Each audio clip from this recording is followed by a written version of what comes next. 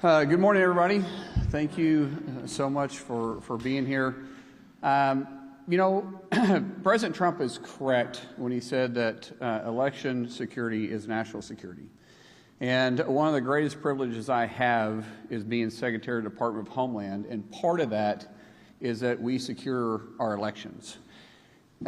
It surprised me when we first started getting in and digging into the elections, and this isn't about rehashing the 2020 election. This is just exposing what took place and to make sure it never happens again.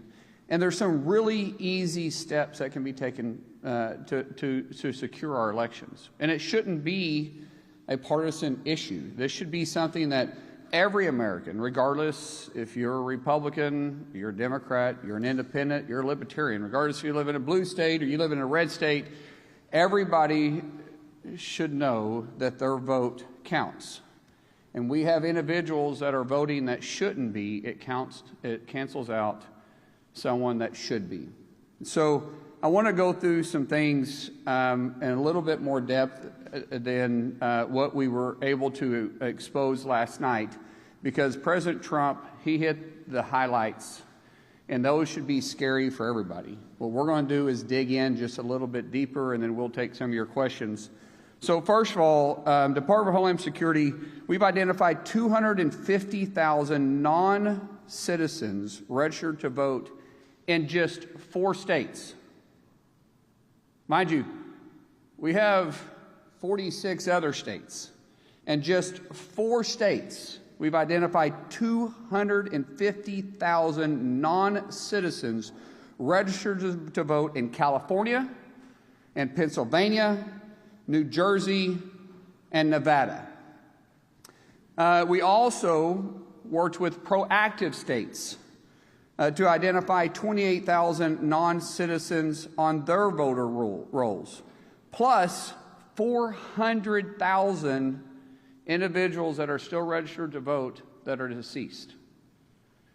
Now, these 23 states, they proactively worked with us on the SAVE program. That's Georgia, Ohio, Tennessee, Texas, North Carolina, Idaho, Alabama, Missouri, Louisiana, Kansas, Arkansas, Wyoming, Montana, Iowa, Florida, South Dakota, Indiana, Arizona, South Carolina, Utah, Nebraska, Michigan, and my great home state of Oklahoma.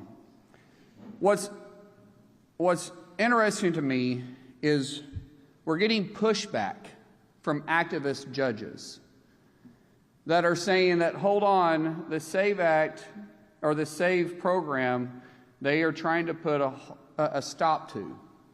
Currently, because of the SAVE program, we have a pending appeal because activist judges are saying what? They don't want to secure our elections?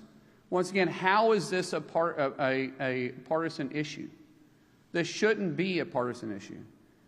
This should be that any judge and any God-fearing individual that loves this country should want to make sure that our elections are secure. And we have created inside DHS the SAVE program that allows states to proactively look at their rolls. And so when you have 278,000 individuals that are non-citizens registered to vote, plus 400,000 that have already been identified just in 23 states, what can we find? We have all 50 participating with us. We know, talking about our machines, we know for sure that our foreign adversaries, not our allies, foreign adversaries have parts that are vital pieces in our voting machines. We know that they can access what they consider the key to the back of these machines. We know that they can change voter registration and your vote. We know it's possible. There's not a question. It's not even for debate. One thing that I love about numbers and I love about facts is they don't lie. This isn't something that I'm trying to tell you to spin a narrative. This is what is going on. And what we are saying is that every state should partner with us to work to secure this. Once we identify the problem, everybody should be informed. Working with Secretary Lutnick, we are going to make our security enhancements mandatory, meaning that if these states want a grant and they want to be reimbursed to work or to run federal elections, they're going to have to implement security issues. Just security issues. We're not trying to get into anything else, but we're saying that the machines have to be secured and that your voter registration list needs to be scrubbed. We need to make sure that individuals that are legally able to vote are voting. We know that Iran hacked our state voter files and attempted to compromise, is the best word I can use, our systems where military members used to vote. So we're working with Secretary Hegseth and the DOW to safeguard those systems and protect our military voters. What's frustrating again in this is that the Biden administration knew this. And our intel community knew this. And not only did they withhold it from President Trump in his first term, but they withheld it, it looks like, President Biden in his term. They withheld this information from the public. They withheld it from Congress. That should never happen again, and because of President Trump's leadership, we're not allowing that to happen. We're telling the American people not to scare them, but to ensure them that we are watching it. We're taking it serious. We will secure our elections. Underneath President Trump's directive, he has gave Department of Homeland Security and myself the tools and the resources we need to secure the elections. But we have to have the states partner with us. If they choose not to, then the voters should hold them accountable. When I was sworn in just over 100 days ago by President Trump, and I can tell you honestly, I haven't quit smiling. I think this is the greatest job that I could possibly have. I said at that time that I'm going to fight for your yard and your backyard like I do mine, regardless if it's a blue state or it's a red state. Department of Homeland Security isn't just keeping you safe on your streets, but we're keeping our voters safe and our elections safe. But we can only do that if we have full participation. Right now, as I said, we only have 23 states participating with us. Out of just 4 blue states, to repeat that number, we found 250,000 non-citizens registered to vote. So for us, we're going to take proactive and reactive measures. At President Trump's direction, our cybersecurity team in CISA will release an updated election infrastructure plan, and it'll be public within 30 days, meaning that will give the states the resources they need to help from the cyber side. From us, if they participate in the SAVE program, we'll provide the resources and training to support state election integrity. We're not trying to change the outcome. We're trying to make sure that American people can trust our voting system. Real ID does not prove citizenship and does not give you the right to vote. You must be a U.S. citizen and you must be eligible to vote. Before and after the election, we will scrub all election records looking for illegal aliens and those who are ineligible to vote, including those that somehow voted, yet they were deceased. If you're illegal and attempted to vote, or you tried to vote illegally for someone else, we will find you and we will charge you. Illegal voter registration and illegal voting both carry penalties up to 5 years in prison and up to $250,000 in fines. We will pursue maximum pressure on this. To let you know, we will be proactively looking at early voting, and then after post-election, we will continue to scrub all those that did vote. Those states that don't participate with us, they have public records of those that voted, which is where we found the 250,000 from the 4 states that don't participate with us. We will go through those records one by one, and we will pursue everybody. We will make sure that people know they can trust our elections. If states want the grant funding, to recap, they must secure the elections. I want to thank President Trump's proactive approach to this. He has put together a remarkable team that not only is informing the public about what's going on, but we're also informing Congress, we're informing our states, and we're going to secure our elections. States must be aware of the real threats for voter registration and the system breaches. And I do want to reemphasize the system breaches. Our machines are vulnerable. There are steps that can be made right now that can secure those. I would ask not just the public, but the media.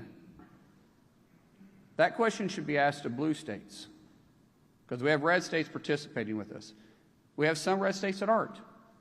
Every state that's not participating with us should be asked the hard question, why not? What are you afraid of? If they're not willing to do it, it should raise serious questions. It's not that hard. This isn't a partisan issue.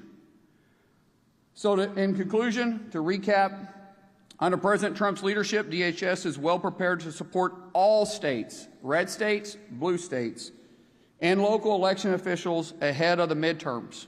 States must do their part to secure our election systems, and we stand by to help. If you are an illegal or you're voting illegally, we will hunt you down, we will find you, and we will prosecute you. The American people must have confidence in our elections. Election security is not a partisan issue, and Homeland Security, we're here to support everybody. The American people, the states, even the media, to get access and the information they need to hold the states accountable. So with that, I'll open up for questions. Yes, ma'am.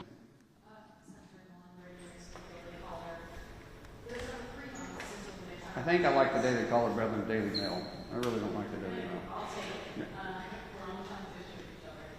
There's about 3 months until the midterm elections. I'm sure people are watching President Trump's speech last night, and watching your remarks today, and they're feeling uneasy about casting their vote in the midterm elections. Can you ensure that the midterm elections will be secure? First of all, great question. Thank you. When we start talking about can we ensure that the midterm elections are going to be secure, yes, we absolutely can build confidence in the American people. But the states have to do their part. I will tell you, if the states that choose not to participate with the state program and they choose not to participate in securing the elections, we will make sure that we make those states a priority to look at who voted in their states and hold then the election officials accountable. If the election officials, once we gave them the information they need to secure their elections, and they chose not to, then those individuals can also be held accountable by fines, by penalties, and even, depending on how far it goes, prison time. Let me get the follow-up question, and I'll get to you guys. Hold on one second. Yes. The president has mentioned that there were intelligence officials who covered this up and kept it from him and President Biden. Do you have an estimate of how many intelligence officials were involved in this? There's no question the intelligence community from the FBI, CIA, and even other places within DHS, not underneath President Trump's leadership, but that was underneath the Biden administration, kept it from President Trump and the American people in Congress. We are currently going through those lists. We will hold each one of them accountable. Some people aren't here. Some people are no longer in the agencies. Those that are, we will be held accountable. Those that abused their role in this will definitely be held accountable, because there is no excuse if you purposely disobeyed the law and you purposely went around statute, then you have an accountability. You have a legal reason to be held accountable. Yes, sir. Yeah.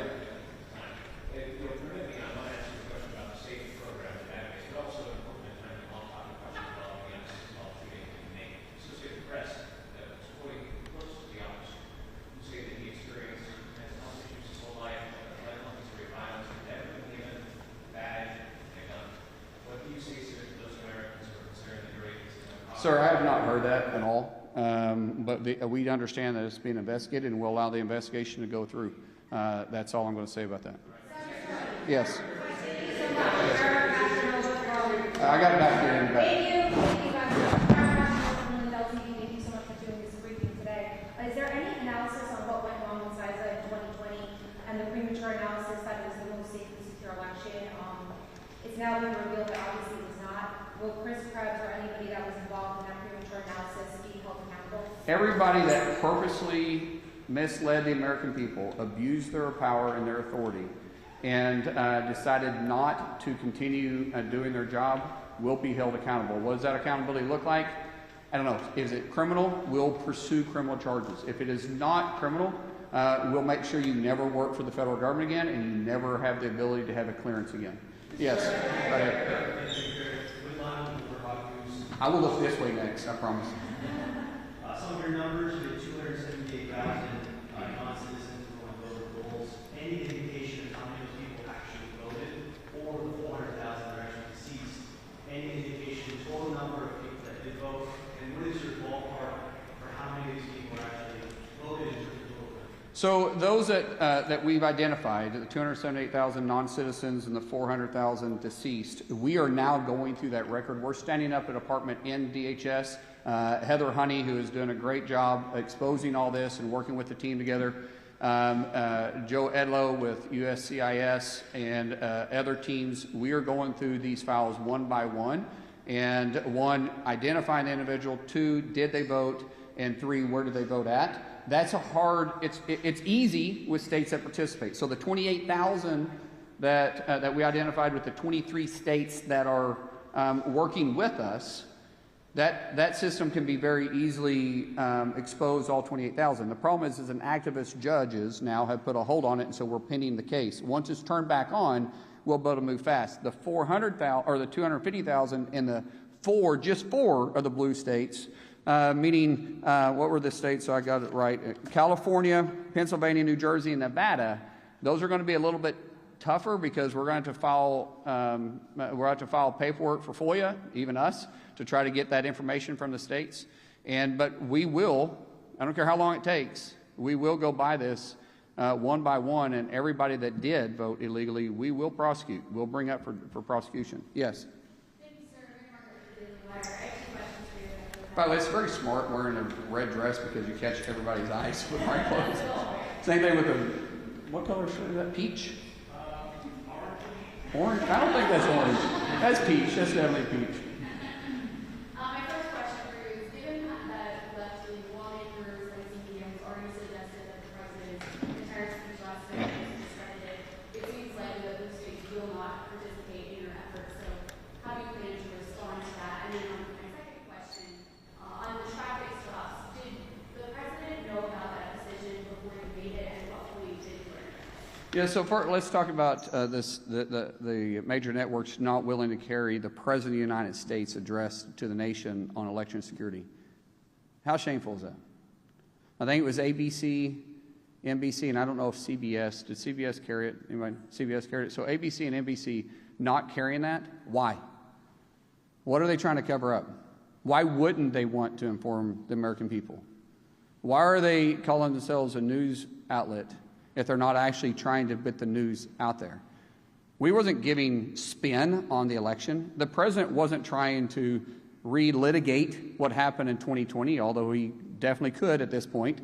The president was giving facts, what we have exposed, what the Biden administration covered up, what the intelligence community held from the American people, Congress, and the executive branch, and we're putting it out there.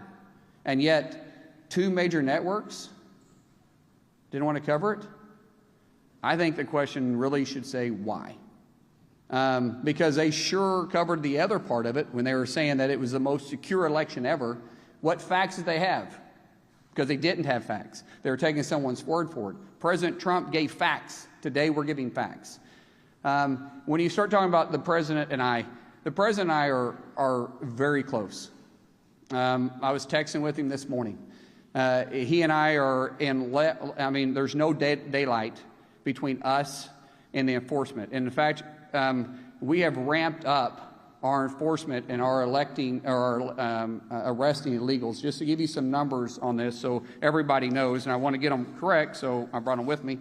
Last year total in 2025, we deported, now these are not including self-deportations. These are just ones that we had to go through, we had to arrest, we had to go through the system, and we had to deport, and they tried to stay inside the country, and they had no legal status to do it. 442,637 total deported last year in 25. To date, well, these are yesterday's numbers. We have 403,294 that we've done in 2026. Our arrests are up. We're hitting single-day records every single day. But what we've done is I've turned down the temperature of the stove to try to get it correct without boiling over. We're trying to perfect our ability to work with local law enforcement, state law enforcement, and get illegals and criminals off our streets. 70% of the arrests we do daily are felons or have pending felony charges. 70%. We should all be able to work together with that. Total removals is 3 million. Total removals, 3 million. 1.4 total aliens have been, since we've been put in place, have either volunteered to be deported, yet we paid for them, or we forced them. But as I said, total removals have said, hey, we're leaving the country and did it on themselves was over 3 million. Yes. I want to ask you about foreign agents. I'm sorry, who did you say you were? CBS. Well, thank you for covering it last night. Absolutely. I want to ask about foreign interference in our elections, but just first, since you mentioned turning down the temperature, what assurances can you give Americans that ICE officers will face consequences if they violate DHS's use of force policy? And who will make that determination? And can you commit now to making that determination public?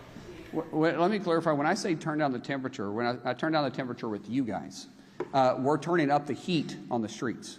We're out there working harder than we ever have because we've empowered our law enforcement to do their job. What I'm trying to do is remove us from the headlines every single day. But everybody will be held accountable. I don't pick and choose which laws I'm going to enforce. I enforce our nation's laws. That means I'll enforce it with our own agency, and I'll enforce it with the criminals on the streets. That's my assurance. Yes. Go ahead. And I saw you stand up. I'll get to you next. Go ahead.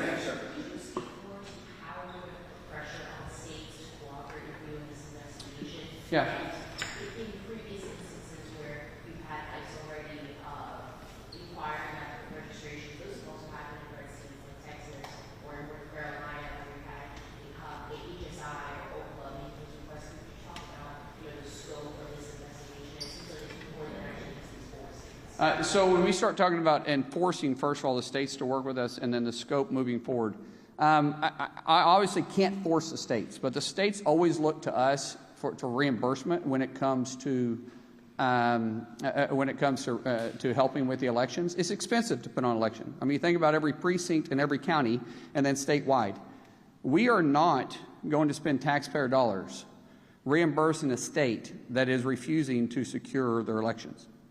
And we're not saying do it alone. We're saying we're going to help you. We're going to give you the tools to need it. We're going to give you the training to need it. We're going to give you the funding to do it. We're going to expose the vulnerabilities, and all you have to do is use that information and the finances and the training we're going to give you to secure it. If you do it, we'll reimburse you. If you don't, we won't. Last question. Hey, hold on. I'm getting the guy right there in the back. Thank you, Mr. Secretary. Neil W. Cahill, Marcus Voice. What are your former Republican Senate colleagues telling you? Are they in a mood to oust Majority Leader John Thune if he refuses to pass the Save America Act or can't figure out how to pass the Save America Act? I haven't heard that at all from the Senate saying they're willing to vote John out. John is a good friend of mine. He's a good friend of most people in there. Now, there's a difference of opinion. I think the SAVE Act should be passed tomorrow. I think it should have already been passed. There's no excuse for it not being passed. However, he has a vote problem. There's a number. Leader Thune supports the SAVE Act. He voted for the SAVE Act when it came up during the vote-a-rama. Except everybody controls their own card. And even, I think the last time the vote came up, there was 49 that voted. Even if we did away with the filibuster, it still requires 51. So I know Leader Thune is working hard on that, but he's got a very, very difficult task ahead. Yes. Let me just get. I'm sorry. I told this guy with a paper I'd get to him, and then this is the last question. I have to go. I'm so sorry.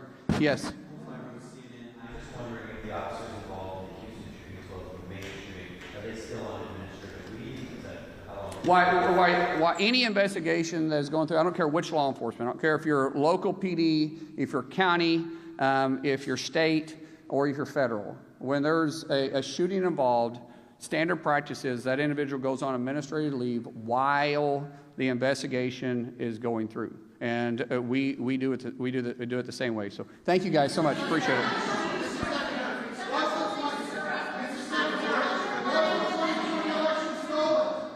If you like this video, then like, share and subscribe to ET Now World.